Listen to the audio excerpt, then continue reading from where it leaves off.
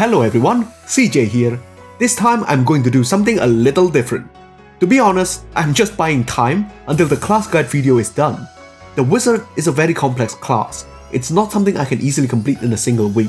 So, just to fill in for this week, I'm going to talk about a great new dungeon delving anime I'm watching for the season, Made in Abyss. For those of you who are going to watch this series, be aware that there's going to be some light spoilers ahead.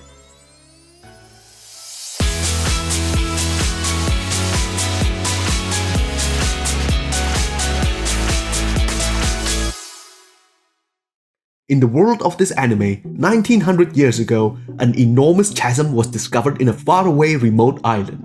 Inside it, strange primeval creatures lurked, and precious relics promising untold wealth beckoned adventurers from all across the world to dive into this chasm called Abyss. Among those adventurers is Riko, an orphaned young girl trained to be a raider by the Dickensian orphanage that took her in. Though she had no say in the matter, she took to the task with zeal, as she aspires to follow the footsteps of her mother and become a legendary explorer herself.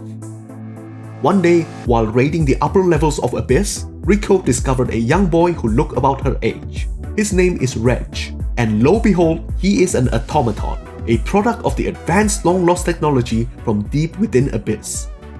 And before anyone cares to ask, the anime has taken up the task to show us that, yes, he's got his chin-chin. So, what makes this anime worth watching? First of all, you can easily see that it's a visual feast. The art direction and the background art are absolutely gorgeous. Don't be thrown off by the cutesy character design. The story is actually quite complex and mature. I am sure that design is chosen for the imminent punch in the gut when tragedy befalls them. That's clever.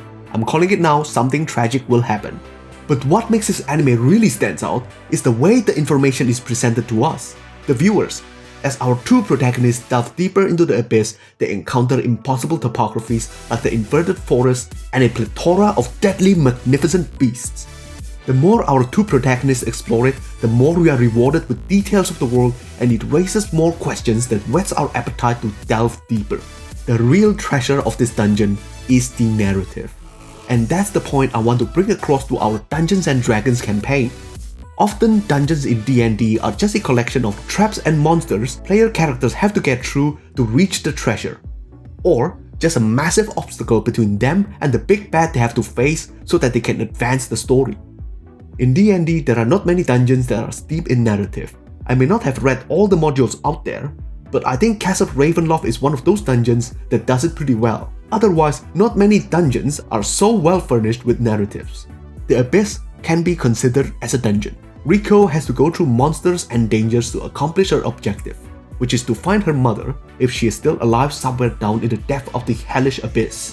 Whether she and Reg succeed or not by the end of the season, I don't know, because the manga it's based on hasn't concluded yet. But as a viewer, I'm drawn in by the wonders of the abyss. It feels like I just want to go deeper, to see what's down there in the next level below.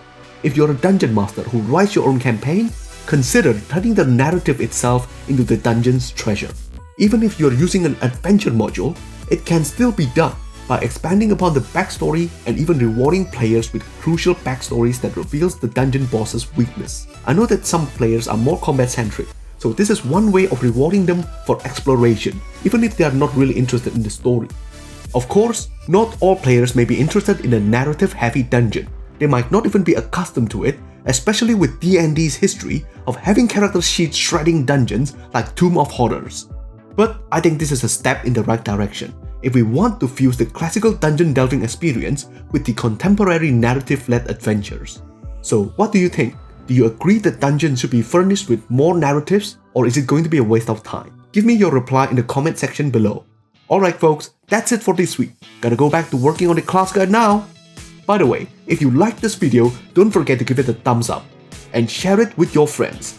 If you want more of my musing and D&D contents, don't forget to subscribe and click on the bell button. CJ over and out.